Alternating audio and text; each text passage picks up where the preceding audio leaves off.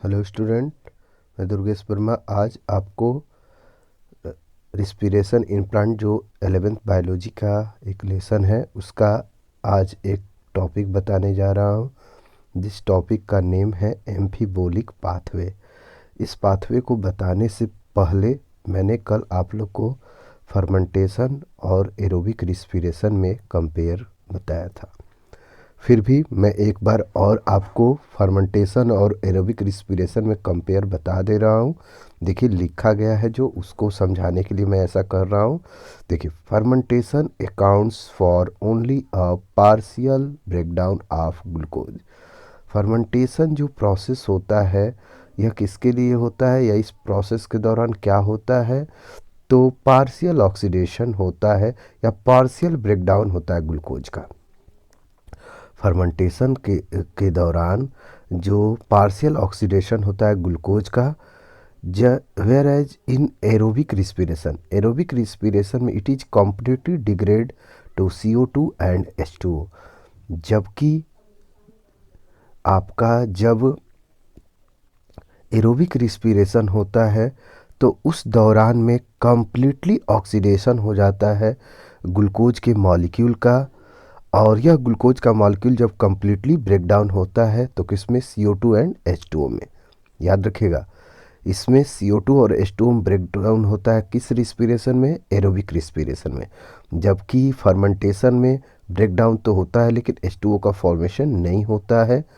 ये आप लोगों ने देखा होगा, वहाँ पर CO2 और जो भी कंपोनेंट होते हैं जैसे में एथिल अल्कोहल, लैक्टिक एसिड का फॉर्मेशन होता है। ऐसा आप लोगों ने सुना भी होगा, देखा भी होगा, ठीक ना।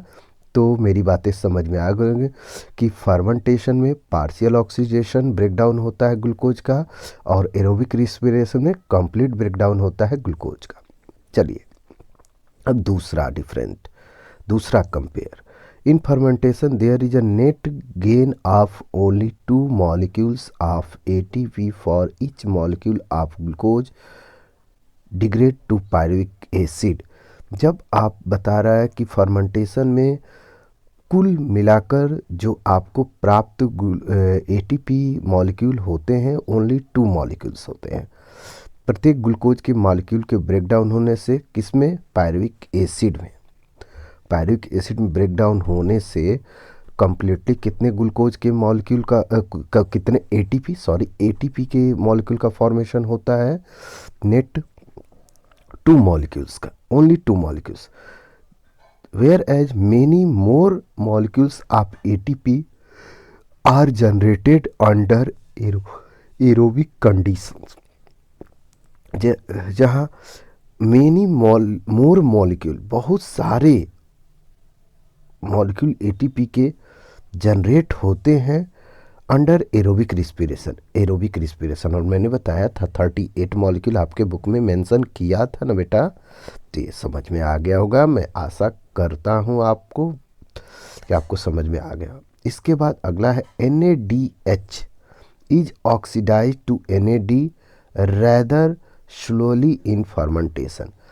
NADH ऑक्सीडाइज होता है NAD प्लस में, लेकिन यहाँ पर फर्मेंटेशन में स्लोली होता है, ठीक ना। जबकि however reaction is very vigorous in case of aerobic respiration के टाइम यह प्रोसेस बहुत तीव्र होता है, तेज़ी से होता है NADH का ऑक्सीडेशन और ATP का फॉर्मेशन। तो तीनों डिफरेंट क्लियर हो गया। पहला, फर्मेंटेशन में आपका पार्शियल ब्रेकडाउन होता है ग्लूकोज का, जबकि एरोबिक रिस्पिरेशन में कंप्लीट ब्रेकडाउन होता है CO2 और H2O में।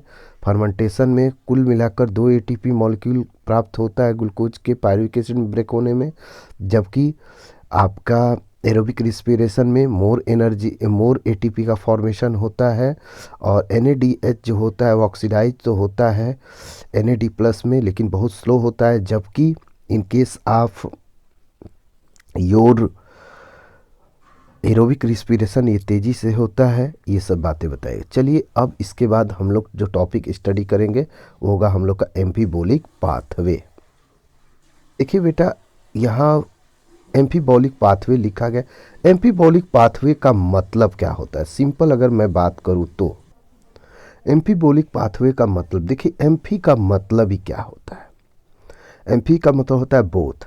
देखिए आप सभी लोग को जो मैं रिस्पिरेशन पढ़ा रहा, इस रिस्पिरेशन में हम मेनली तो यही स्टडी करते हैं बेटा कि कोई भी कंपोनेंट जैसे में ग्लूकोज ब्रेक डाउन होगा और एटीपी का फॉर्मेशन होगा, लेकिन ऐसा नहीं है।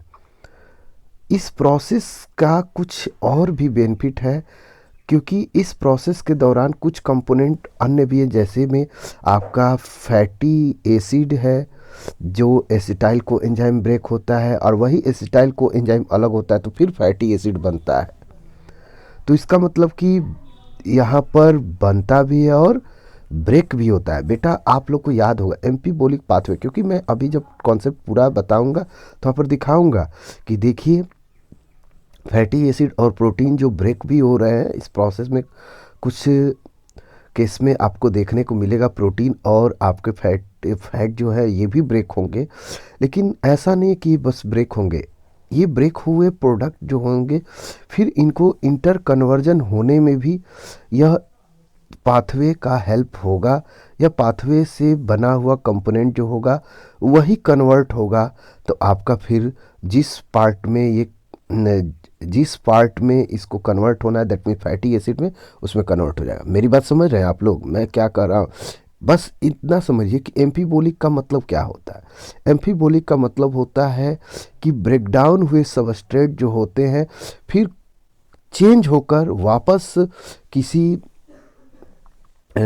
वापस जिस सबस्ट्रेट का जो सबस्ट्रेट ब्रेक हुआ है उसमें कन्वर्ट होने में हेल्प करते हैं या कन्वर्ट होते हैं, तो वह होता है एम्फीबोलिक पाथवे। मैं 2 बार बोल रहा हूँ, एम्फीबोलिक पाथवे का मतलब कोई सबस्ट्रेट ब्रेक हो गया, फिर जो ब्रेक फॉर्म है उससे वो कुछ रिप्लेस करके वापस फिर अपने फॉर्म में आने की एबिलिटी रखता है, तो आपका किसके अंतर्गत आ जाता है? एम्फीबोलिक पाथवे के अंतर्गत आ जाता है। ठीक ना, यही बातें बता रहे। तो रिस्पिरेशन में ऐसा भी होता है, तो रिस्पिरेशन के बाद वह कन्वर्ट भी हो जाता है। तो इस तरीके से रिस्पिरेशन के ड्यूरेशन में 2 एक्शन हो रहा है, एक आपका ब्रेकडाउन भी हो रहा है और एक आपका वापस फॉर्मेशन में भी वर्क हो रहा है। तो इसलिए एम्फीबोलिक पाथवे हम लोग इसको बोलते हैं। चलिए समझेंगे तो और क्लियर हो जाएगा। Glucose is favoured substrate for respiration. Respiration के लिए जो सबसे सही सबस्ट्रेट है, जो फेवर्ड करता है, जो अनुकूल होता है, जो उपयोगी होता है, वो आपका है ग्लूकोज। रिस्पिरेशन के लिए सभी कार्बोहाइड्रेट जो होते हैं सबसे पहले ग्लूकोज में ही कन्वर्ट होते हैं before they use for respiration. Respiration में यूज होने से पहले स्टार्च हो या अदर कोई भी कंपोनेंट हो, स्टार्च हो, ग्लाइकोजन हो, कोई भी हो ना बेटा, वो पहले कन्वर्ट किस में होंगे? ग्लूकोज में, तब जाकर वो रिस्पिरेशन में यूज होंगे। तो other substrate can also be respired, बता रहे कुछ अदर सबस्ट्रेट भी रिस्पायर कर सकते हैं, भी करते हैं, एज हैज मेंशन अर्लियर, जिसको मेंशन किया गया था शुरुआत में, but they do not enter the respiratory pathway at first step. जैसे फर्स्ट स्टेप जो होता है उसका ग्लाइकोलाइसिस, उसमें वो नहीं इन्वॉल्व होते हैं। ठीक ना, जो फर्स्ट पाथवे होता है ग्लाइकोलाइसिस उसमें डायरेक्टली वो इन्वॉल्व नहीं होते हैं। ठीक ना बेटा, बता रहा है। इसको आप लोग फिगर में भी देखेंगे, जब मैं आपको फिगर इसका दिखाऊंगा तो बता रहा है कि इस फिगर को, इसको आप फिगर में भी देख सकते हैं। ठीक ना, fat would need to break down into glycerol and fatty acid first. देखिए फैट जो होगा सबसे पहले वो ब्रेक डाउन किस में होगा? ग्लिसरॉल और फैटी एसिड में। इसके बाद if fatty acid were to be respired, अगर फैटी एसिड रिस्पायर होता है, they would first to be degrade to acetyl coenzyme. देखिए वहाँ था कि आपका ग्लूकोज जो है पायरुविक एसिड में कन्वर्ट हो रहा था ना, ऐसा हो रहा था, तो वहाँ से शुरू। लेकिन देखिए यहाँ लिख रहा है if fatty acid were to be respired, अगर फैटी एसिड रिस्पायर्ड होता है तो they would be first degrade to acetyl coenzyme, ये पहले एसिटाइल कोएंजाइम में कन्वर्ट होगा।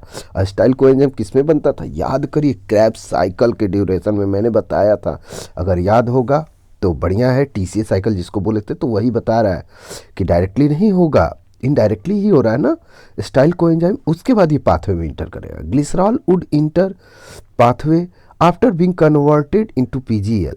ग्लिसरॉल अगर पाथवे में इंटर करता है रिस्पिरेटरी पाथवे में, तो पहले वो पीजीएल में कन्वर्ट होगा। पीजीएल कब आता है?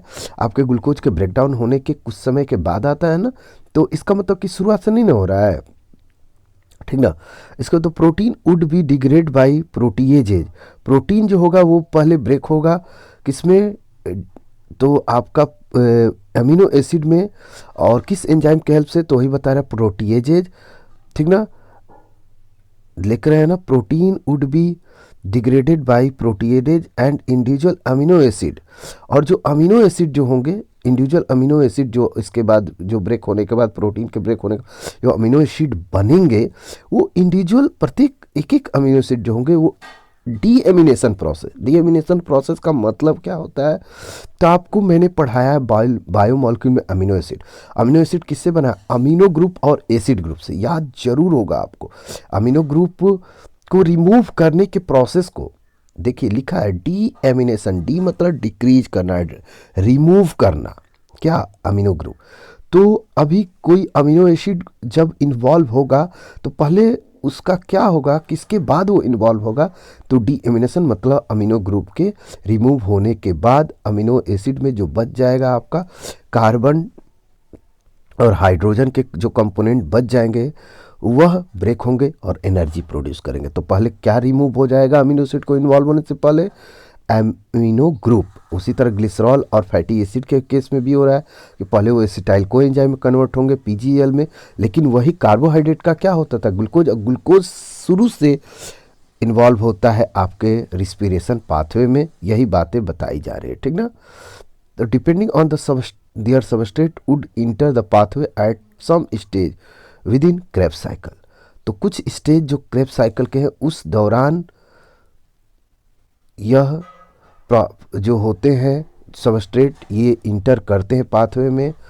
तो इसलिए बता रहा है कि आपका जो रिस्पिरेशन के लिए सबसे अच्छा सबस्ट्रेट अगर कोई पूछा जाएगा तो आप मेरे बच्चे बताओगे क्या?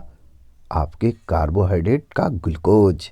क्यों? क्योंकि ये शुरू से ब्रेक होगा और एनर्जी को देता रहेगा। लेकिन ये दोनों जो होंगे ये बीच बीच में इंटर करेंगे पाथवे में। जैसे टीसीए में कोई इंटर कर रहा है तो भैया टीसीए में इंटर कर रहा है तो ग्लाइकोलाइसिस के टाइम जो एनएडी और आपका एटीपी बना था वो तो नहीं ना बनेगा बेटा। तो इसका मतलब उसका फ़ायदा तो होगा नहीं। तो इसलिए बता रहा है कि फेवर्ट कौन करेगा आपका? तो आपके रिस्पिरेशन के सबसे फेवर्ट है ग्लूकोज। अगर मेरी बातें आपको समझ में आ गई है तो कोई बात ही नहीं है। अगर नहीं समझ में आया तो आप मुझसे पूछ लीजिएगा, ओके। तो मैं यहीं पर अपने लेक्चर को एंड कर रहा हूँ। अगले वीडियो में मैं आपको अगला कंसेप्ट बताऊँगा। Okay, thank you.